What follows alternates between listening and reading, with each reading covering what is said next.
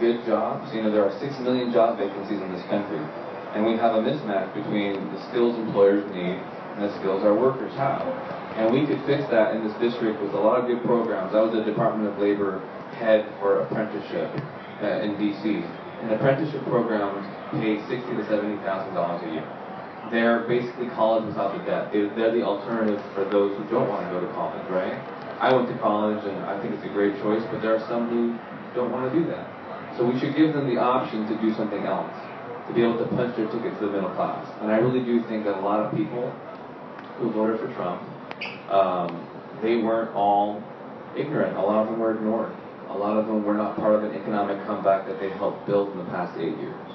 And I'm talking about people, our neighbors in rural areas, who are just landlocked away from economic prosperity because businesses don't want to invest in places that you could drive to or fly to or get to a metro. And we don't really talk about these issues anymore. We talk about how bad Trump is, but we don't talk about how good people are, how good the future could be if we all come together. And that's really why I'm running. I'm not running just to say how bleak things are, as bleak as they are. I mean, I'm Latino and Arab. So when you talk about the wall and the band, whose family do you think you're talking about? Trust me, I get it every single day. I've gotten death threats in this district. I've also gotten a lot of great love letters, people saying that, you know, we haven't had someone like you in a long time who could really be our voice in Washington, and we believe that you can do that. We have 500 volunteers on our team. We've met a couple of them today. That's an incredible feat. And it's not just because of me, it's because there's people who want change. They're just tired of the same old stuff. They're tired of dynasties. There are people who are tired of dynasties, whether it was Duncan Hunter and his dad, whether it was the Clintons or the Bushes in our district. They just want something new. And I think we could deliver change to people. And I know that times seem bleak. Every single day the news, whether it's a hurricane and a mishandling of it, whether it's Charlottesville, whether it's getting rid of the aspiration of dreamers, every day seems to be heartbreaking. And for many of us, I'm sure some of you are here today because after November 8th, you were terrified. That America that we loved so much was lost. And what I want to tell all of you is that America that we loved so much, it's still within our reach. It's not gone. It's as close within reach as a volunteer sheet. It's as close within reach as a donation link or your wallet, because I want to make this a people powered movement. But more importantly, it's as close within reach as the ballot will be in 2018. And all of us need to get our friends, get our neighbors, get our families to go out there and vote. Because after all this is done, look, I outraised Duncan Hunter last quarter with no PAC money, no corporate money, nothing. Through a people-powered movement. I have people like you giving $27.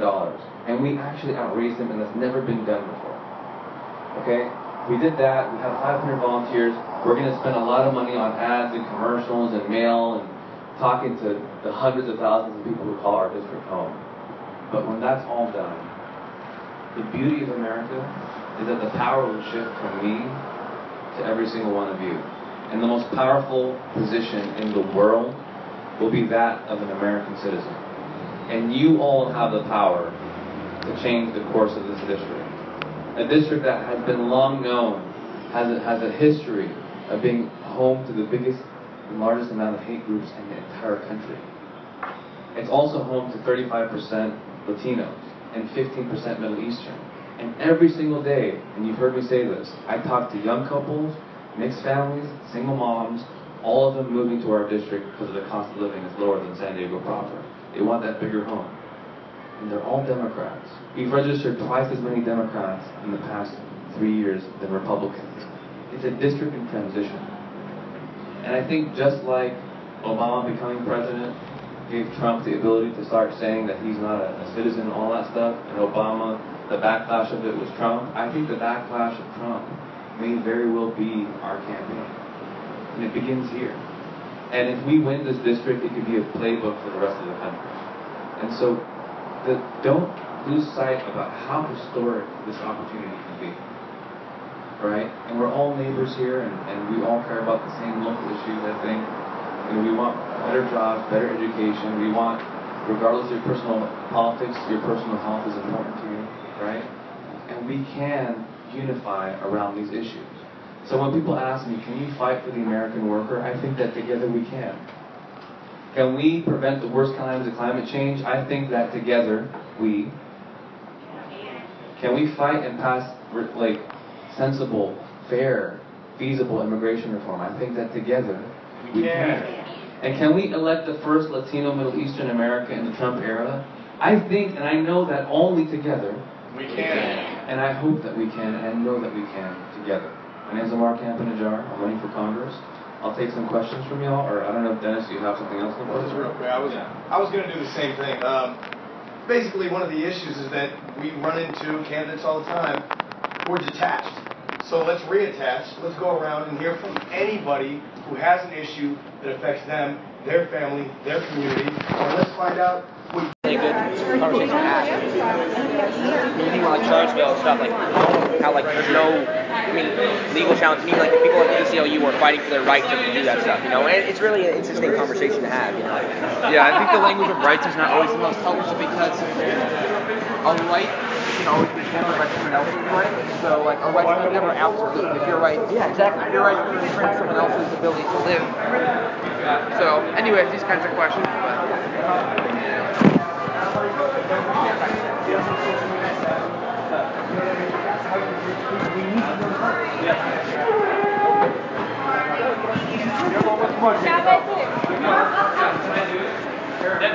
Yes, sir.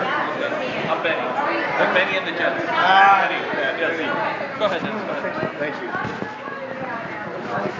Worked out good.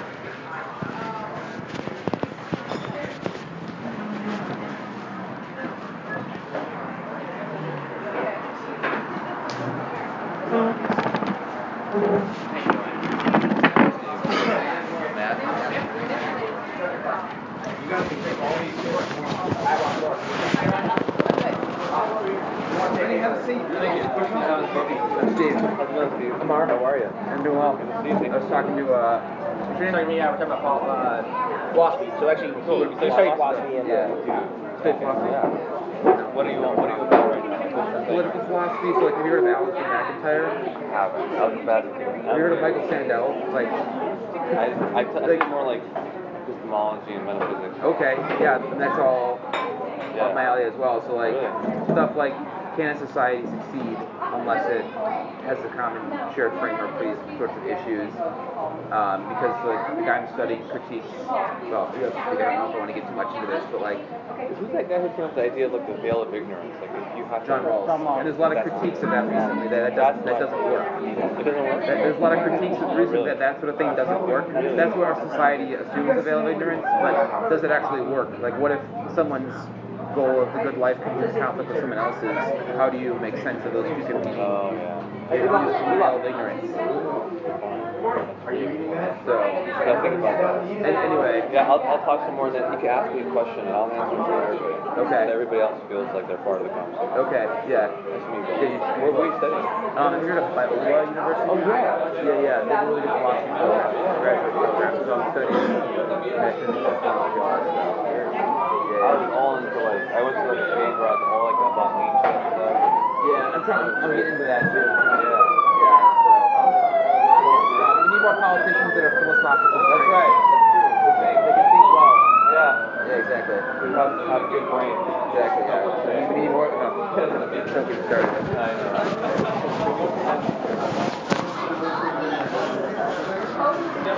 Can I have your attention? Hello. Good morning. Morning. All right, everybody got together. I'm very happy. So, for those of you who don't know who I am, my name is Dennis Kerwin, former United States Marine, former corrections officer, local San Diego business owner. I was retired for 2.5 years until I got a fateful phone call one day.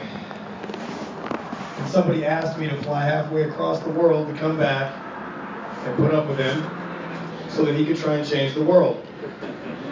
From a perspective of somebody who actually believes his own, you know what.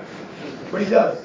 And I was talking about this earlier today because very rarely do you meet a politician running for any office, whether it's local assembly or whether it's the President of the United States, that actually believes what they say and actually wants to meet the common man, the common woman, the common voter, and deal with their problems. because we don't have enough jobs in America, and we do have to worry about automation. Those are things that actually affect people. These are not party decisions. This is not a Democrat or Republican or a conservative or a liberal thing. So to meet somebody who actually cares about the common person, is willing to step outside their party to try and make a difference, we're very lucky and we're very fortunate. If we don't do everything we can to get behind him, we're going to regret it just like we did in the 2016 election, right? So before I run out of wind, because I have no voice already, and it's probably going to get worse, let me introduce the man of the hour, the guy who really put us on for all of this, Ammar Campa. Thanks, brother. What up to Dennis? Thank God he's not running.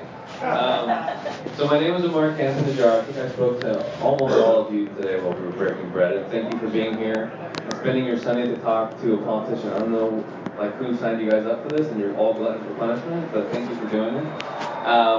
So I've been running for about 6 months, and I'm running to basically repeal and replace Duncan Hunter Jr. I think he's done an invisible job. I think we deserve better. I think we are better. For some of us, it's a deeply intimate issue that impacts our lives.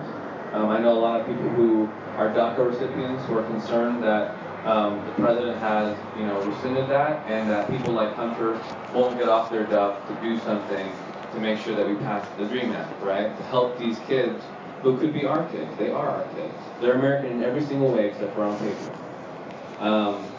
So I've been campaigning, fighting for that, fighting for good jobs. There are 6 million job vacancies in this country, and we have a mismatch between the skills employers need and the skills our workers have. And we could fix that in this district with a lot of good programs. I was the Department of Labor head for apprenticeship in DC. And apprenticeship programs pay $60,000 to $70,000 a year. They're basically college without the debt. They're the alternative for those who don't want to go to college, right? I went to college, and I think it's a great choice, but there are some who don't want to do that. So we should give them the option to do something else, to be able to punch their ticket to the middle class. And I really do think that a lot of people who voted for Trump, they weren't all ignorant. A lot of them were ignored. A lot of them were not part of an economic comeback that they helped build in the past 8 years. And I'm talking about people, our neighbors in rural areas, who are just landlocked away from economic prosperity because businesses don't want to invest in places that you could drive to or fly to or get to a metro. And we don't really talk about these issues anymore. We talk about how bad Trump is, but we don't talk about how good people are, how good the future could be if we all come together. And that's really why I'm running. I'm not running just to say how bleak things are, as bleak as they are. I mean, I'm Latino and Arab. So when you talk about the wall and the band, whose family do you think you're talking about? Trust me, I get it every single day. I've gotten death threats in this district. I've also gotten a lot of great love letters, people saying that, we haven't had someone like you in a long time who could really be our voice in Washington, and we believe that you can do that. We have 500 volunteers on our team. You've met a couple of them today. That's an incredible feat. And it's not just because of me, it's because there are people who want change. They're just tired of the same old stuff. They're tired of dynasties. There are people who are tired of dynasties, whether it was Duncan Hunter and his dad, whether it was the Clintons or the Bushes in our district. They just want something new. And I think we could deliver change to people. And I know that times seem bleak. Every single day the news, whether it's a hurricane and a mishandling of it, whether it's Charlottesville, whether it's getting rid of the aspiration of dreamers, every day seems to be heartbreaking. And for many of us, I'm sure some of you are here today because after November 8th, you were terrified. That America that we loved so much was lost, we thought. And what I want to tell all of you is that America that we loved so much, it's still within our reach. It's not gone. It's as close within reach as a volunteer sheet. It's as close within reach as a donation link or your wallet, because I want to make this a people-powered movement. But more importantly, it's as close within reach as the ballot will be in 2018. And all of us need to get our friends, get our neighbors, get our families to go out there and vote. Because after all this is done, look, I outraised Duncan Hunter last quarter with no PAC money, no corporate money, nothing. Through a people-powered movement. I have people like you giving $27. And we actually outraised him, and that's never been done before. Okay? We did that. We have 500 volunteers. We're going to spend a lot of money on ads and commercials and mail and talking to the hundreds of thousands of people who call our district home. But when that's all done, The beauty of America is that the power will shift from me to every single one of you. And the most powerful position in the world will be that of an American citizen. And you all have the power to change the course of this district. A district that has been long known, has a history of being home to the biggest and largest amount of hate groups in the entire country. It's also home to 35% Latinos and 15% Middle Eastern. And every single day, and you've heard me say this, I talk to young couples, mixed families, single moms, all of them moving to our district because of the cost of living is lower than San Diego proper. They want that bigger home. And they're all Democrats. We've registered twice as many Democrats in the past 3 years than Republicans. It's a district in transition.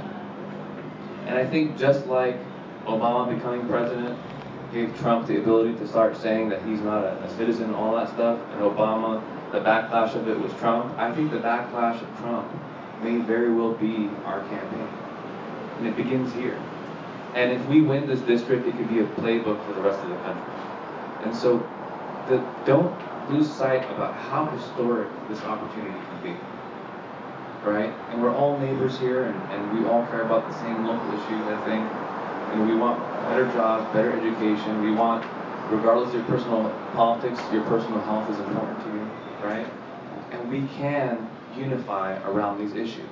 So when people ask me, can you fight for the American worker? I think that together we can. Can we prevent the worst kinds of climate change? I think that together we can. We fight and pass sensible, fair, feasible immigration reform? I think that together we can. And can we elect the first Latino Middle Eastern American in the Trump era? I think and I know that only together We can. And I hope that we can, and I know that we can together.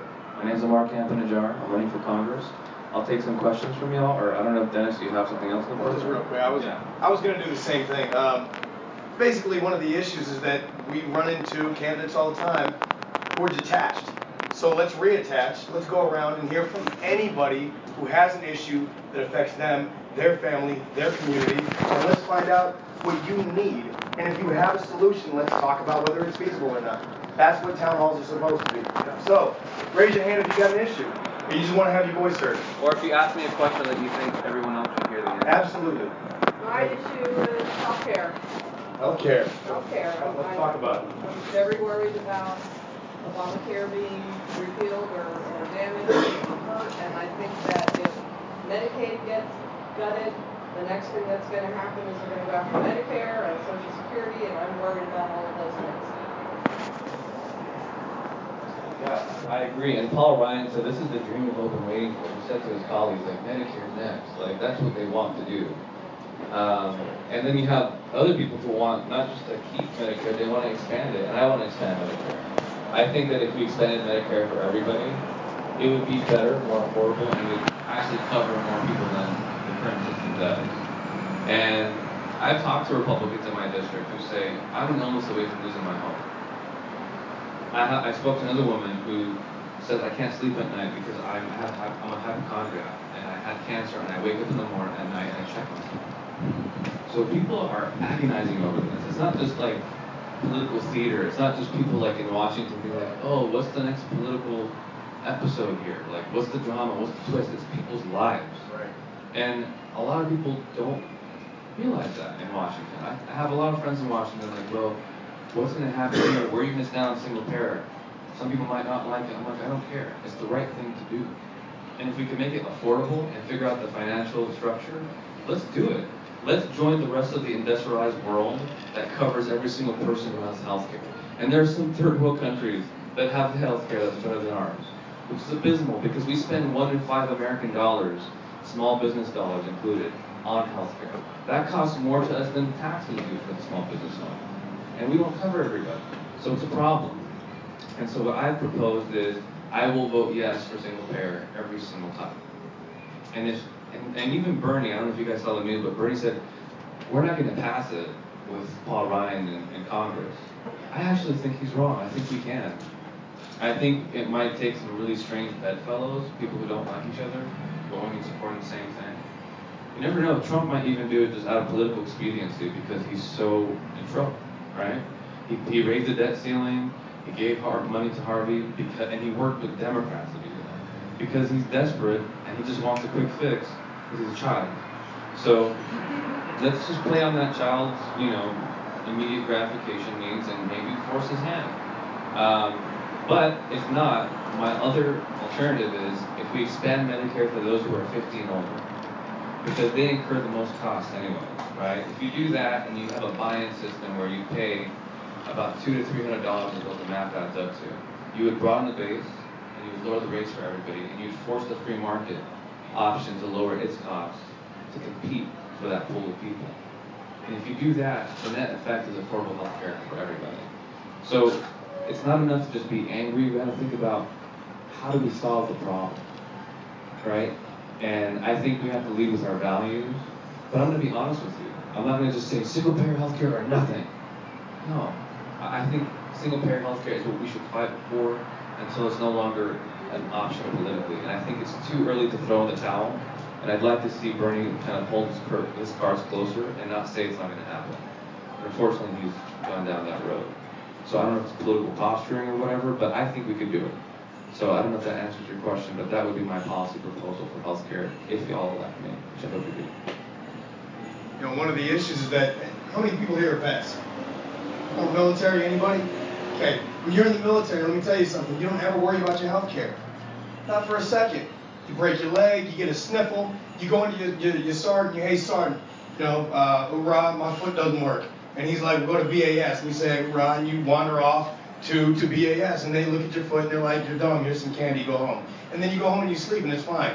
But at least you get that. And it doesn't matter whether you need an MRI or an X-ray or whether you need to be life flatted out. You never worry about it because that is just part of your God-given human rights. The military needs to keep you active. So why is it that we have people, even homeless veterans who aren't getting treated, who could be back in the workforce? And like you were saying earlier, the healthcare system directly affects our workforce. It affects business owners because they don't want to hire people that might get sick because they might not work. But if we had a healthcare system, those jobs would be available and things would be different and maybe automation would be different. So they're tied together.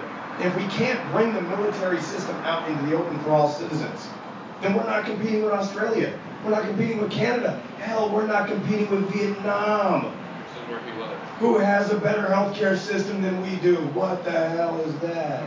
So that's all I'm saying with healthcare. That's what he's saying. Who else? Somebody got a question. Come on, don't be shy. Come on. Yes, there you go. Come on, Bulldog. All right. So you mentioned something about apprenticeships, which is awesome. It's a great idea. And you also mentioned this, there's an increase in automation. People are going to be losing their jobs in the future because machines can do it better or they can do it quicker.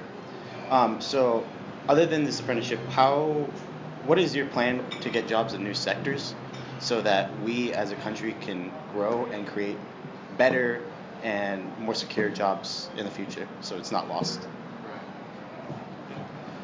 It's a good question. So I think there are things that are going to be happening in our generation, right? And part of the reason I'm running is because my biggest concern, and some of you have your kids here, is the one thing that every single person in my district agrees with is that one thing that keeps them all up at night is, are my kids going to be okay if something happens to me?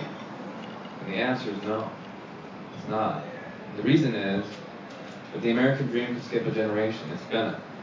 Because of soul-crushing debt and the worst times of climate change and an education system that won't lead to good paying jobs anymore. And my generation is going to have it worse off than our parents, and that's never happened before, unless we do something about it, right? I think having a good job is a right. I think having health care is a right. It's a basic thing of dignity. It's this basic American bargain. If you take responsibility in America, we'll give you opportunity. If you take responsibility to get educated, we'll give you a good job. If you take responsibility to come out of the shadows, we'll give you some status to work here and earn your way. But that basic American bargain is being lost. That American dream is being replaced by this American nightmare of the next generation suffering. And this question about automation is a generational question for my generation. And so we have to confront that. But the only way you're going to have somebody who cares about the future is if you have somebody who has a stake and a life in the future. So that's why I think it's important. If you talk about being progressive is somebody who has an eye in the future. And I'm thinking about the downstream effects about everything that we do now. Because we're passing on the consequences to the next generation. And there are people in this room who have been fighting the good fight longer than I've been alive, so that he could ask that question, and I could stand here today and run for Congress. And so here's what we're going to do. There are a lot of things that we can do to help solve that problem. First of all, I think apprenticeship is the solution, because apprenticeship used to just be for construction and manufacturing. Now it's for IT, it's for advanced manufacturing, it's for financial services, for law, for a whole host of sectors. And Germany invests $1 billion a year in apprenticeship, from middle school all the way up to the rest of your career. So that at any moment, if you can't do whatever job you're trying to get by going to college, you could do some other middle class job immediately and have this dual outcome learning. So you're not just left stranded without an opportunity. And their middle class is about to outgrow ours, which is concerning because America is known to have the biggest middle class ever, and that's what we're kind of known for. But our middle class is shrinking, and it's because of this displacement of a lot of jobs. And that goes back to the angst of a lot of people who voted for Trump. So I think what we need to do is invest heavily in apprenticeship. We spend $90 million a year, while Germany's spending $1 billion. If we literally spent the $21 billion that we're going to spend on the wall for 21 years on a 21st century economy, that by itself would solve the problem. And the government is not going to be the architect to solve this problem. What we can do is empower and embolden the creative minds, maybe it's you, maybe it's somebody else, to come up with brilliant ideas on jobs that are not easily replaceable by automation. Public service jobs, for example, are not easily replaceable, right? And there's some high-level creative jobs that are not replaceable. But any job that's repeatable is replaceable. And when Ford created corporate America, they never thought that people would be working in corporations for a long time. These people were going to be replaced by the very machines they were building. That was going to be the long arc for the story of corporate America and the American worker. That relationship was going to be severed at some point. So now we have to embolden people to be creative and become intrapreneurs, right? Entrepreneurial-minded people in the workforce. And that's why apprenticeship works. That's why it matters. Because you teach people to be creative and push the bounds of human imagination in your workplace to make you more indispensable than an automated machine. But there's a company in San Francisco where they have this machine that makes a hamburger in 27 seconds. And if they sell that to McDonald's, McDonald's will just use the money they save on better produce, and we're all going to go there and eat there as opposed to anywhere else. And then we will just rule out and phase out workers. And there goes 30 million people who rely on that sector alone. And you want to talk about a national security crisis? Imagine having tens of millions of people out of work like that. So, yeah, it's not the immigrants that are coming, it's the robots that are coming, guys. That's the concern here. And so how do we make sure that we retool and retrain our workers? And I think IT is one of those things. There are some IT jobs that can be replaced by automation, some can't. And I'll close out this part with this. When I was at the Department of Labor, we were working with companies who were freaking out because IT jobs, offshoring them, were becoming less profitable than keeping it here. And the reason is because the cost of oil and energy has gone up. So to ship off resources costs money. China got rid of its one-child rule. They have bigger households. And the irony of IT is now the internet has put us into a more interconnected age in human history. So people across the world are seeing how we organize our unions, and they're demanding for better pay. So now the cost-saving incentive is gone, and American workers are still the most productive in the world. So now they're thinking, the IT businesses, where can we invest where the cost of living is low and retention is high? It's not big cities, and it ain't, San Diego proper. It's rural areas, the parts of America that have been hit the hardest. They're like, yeah, why don't we do that? Because the worker that we hire and train in a rural area will probably live and die there. They're not going anywhere, right? And they'll do it for less because the cost of living is less. So I think that's where the opportunity can come from for those who are impacted the most, right? So that's, I think, a solution to stemming the tide of automation and job displacement for those who are impacted the most, whether it's a person of color in the urban areas or a white person in the rural area. It's an economic injustice that hurts all of us.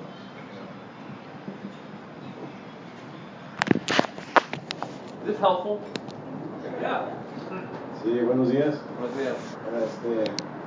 Yo tengo varias preguntas, pero te voy a hacer algunas que me preocupan más, es lo de la renta. La renta en estos días está muy cara. La renta para rentar una casa, ahorita un promedio de una casa de 3 recámaras está valiendo para rentarla unos 1.800 a 2.200. Entonces está difícil para uno que no gana mucho, que nuestro sueldo es bajo, ganamos alrededor de 12.50, algunas personas ganan mínimo 10.50, 11.50, por ahí andan más o menos el mínimo. Entonces, pues se nos es difícil. Y así como nosotros trabajamos en el campo y trabajamos duro bajo el sol, hacemos mucho esfuerzo para que nuestra familia salga adelante. Y me da gusto cuando veo a personas como tú, jóvenes que están postulando para el Congreso, ¿no? La verdad que me da alegría, y así quiero también que hubiera oportunidad para todos los estudiantes que están yendo a la universidad, ya que en la universidad es muy difícil para los muchachos. Mi hijo salió el año pasado de la universidad y para continuar sus estudios se le está haciendo difícil, porque en la universidad nada más para el puro parqueadero, para que parqueara su carro le valía más de $1,000, nada más del parqueadero. Y entonces él tuvo que comprar una motocicleta para poder ir a la universidad y no gastar tanto, ¿ves? Y fue como él, bueno, solamente hay que buscarle, pues, para que salga un poco más barato, ¿ves? Y para que ellos puedan seguir adelante. Y nosotros, pues, como papás, nos estamos apoyando lo más que podamos, pero sí es difícil porque mi hijo trabajaba y estudiaba, y aún así es un poco difícil para nosotros, ¿verdad? Porque no ganamos mucho, como te digo, no tenemos dinero suficiente para decirle, mi hijo, ve a la escuela, no te preocupes, aquí está el dinero. Otras personas que tienen suficiente dinero dicen, no, hijo, no te preocupes, tú escoge el estudio que tú quieras, la carrera que tú quieras, te apoyamos. ¿Por qué? Porque tiene dinero, pero nosotros no. Nosotros somos gente pobre. Entonces, por eso es de que ahorita que tú vienes aquí, pues digo, no voy a perder la oportunidad ya que me invitaron y voy a platicar contigo y sí, esa es la preocupación. Lo de la renta, que está muy cara. Sí. Y luego, el colegio para tus niños. El colegio es muy importante. Yo creo que el gobierno debería de dar más ayuda para los muchachos que están yendo a los muchachos que tienen buenas calificaciones, hay que ayudarles, que les ayude, los que están yendo que se van a la universidad, que les dé más ayuda. Porque por eso hay muchos muchachos que se desvían, que ya no pueden seguir estudiando por lo mismo que no tienen ayuda del gobierno. Mi manera de pensar es así. Y otra de las preocupaciones también de que en el gobierno como que yo veo que está un poco mal el sistema de tocante al welfare, que muchas personas agarran welfare, estampillas para comida y todo eso, que la mayoría de estas personas que están agarrando sus beneficios son indocumentados. Vienen indocumentados acá. Yo no estoy en contra, sino que hay que ser justo, ¿verdad? Y yo creo que las personas que están trabajando en las oficinas del gobierno tienen que tener más cuidado a quién le dan esa ayuda, quién de verdad se lo merece y quién no. Porque nada más llegan y dicen, no, pues yo necesito ayuda y de verdad les dan ayuda y no. Van personas que son legales, que están trabajando, están contribuyendo para el gobierno y no les dan ayuda. Ese es el problema. Very good answer. So I'll translate. So he said that there are three things. ¿Voy a hablar en inglés? Yes, yes. Okay. So there are three concerns. It's basically like this notion of like not being able to make ends meet. Rent control is an issue that's more of a local issue, but what I could do is make sure that we enforce the Community Reinvestment Act. Just make sure that if you're building, if you're a developer, that you're building homes that people in the area could actually afford. And what's happening right now is people in the area are being priced out, so they have to either be forced to rent or leave, right? And that's a problem. Or they just sit on the land for 6 years, and the price of it goes up. So That's a problem. So what I could do on a congressional level is enforce that, and then put pressure on local electeds, city council members who can actually do something, and make sure that when I win, I'm helping people down ballot, Democrats who care about your issue, to win. Because I can't do everything. I don't want to lie to you and say I can fix it all. But what I can do is put pressure where I can and make sure that we're enforcing the laws that we currently have with the CRA agreement, the Community Reinvestment Act. The second question is about college affordability. What I can also do is make sure that we appropriate more investments in college research and development, which actually leads not just to being able to have more incentives for people to go to college, but more jobs and opportunities. Like UCSD, for example, and all the grant money it gets for its incredible global work when it comes to biotechnology and everything else. So I think that's one way to do it.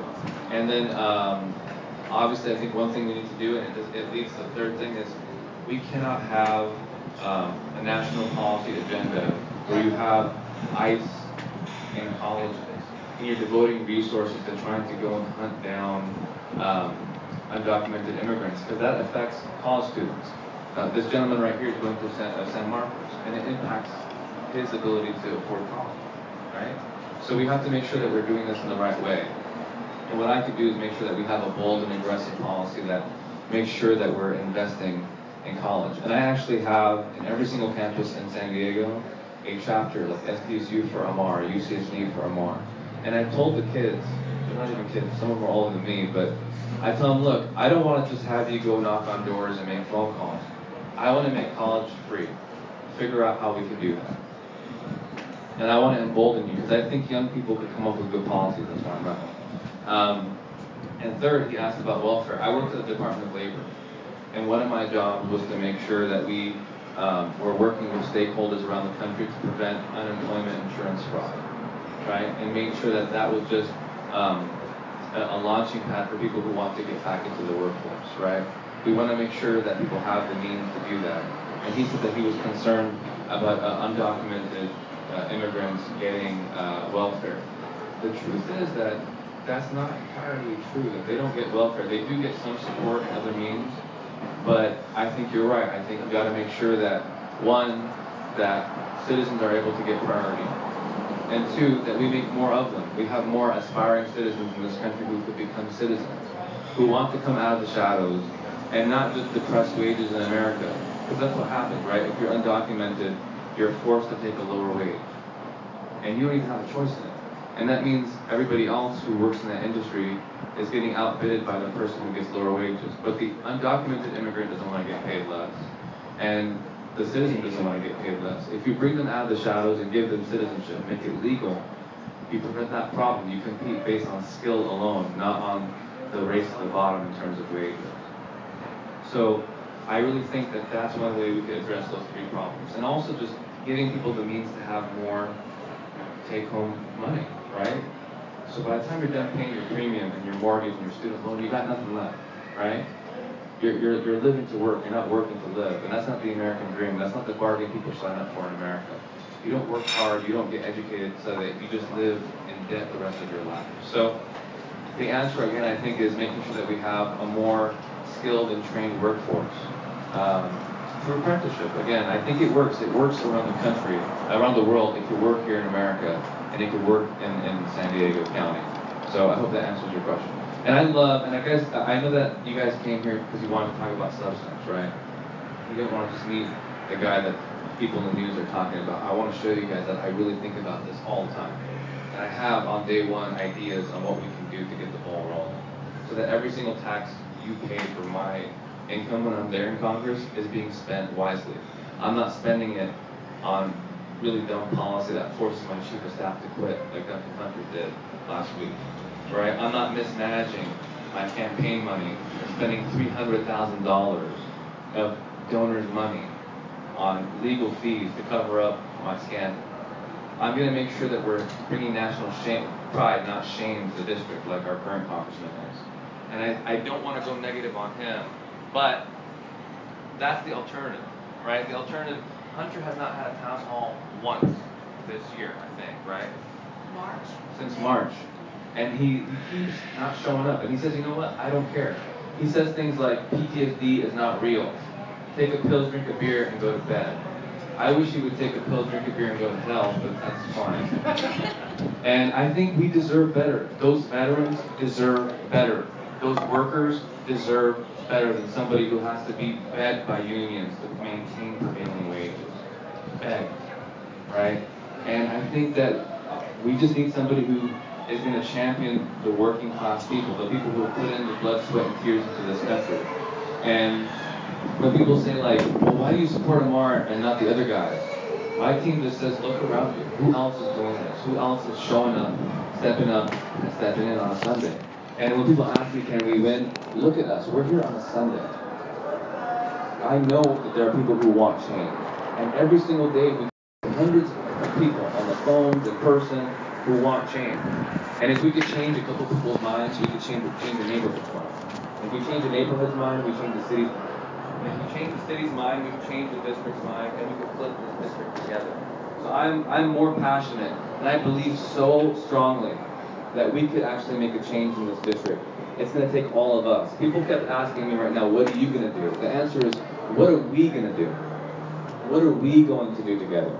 How are we going to fight through these things? How are we going to combat all of our trials and move us to triumph together? How are we going to move from what's bleak about America to what we believe about America? There's so much about America that is right, but we have to combat what is wrong, and we have to be honest about what's going on. And my slogan is Together We Can, and I mean that in the most expansive sense. I'm going to win some supporters. We are going to win a lot of them back. The 9 million that voted for Obama and for Trump, we're going to get them.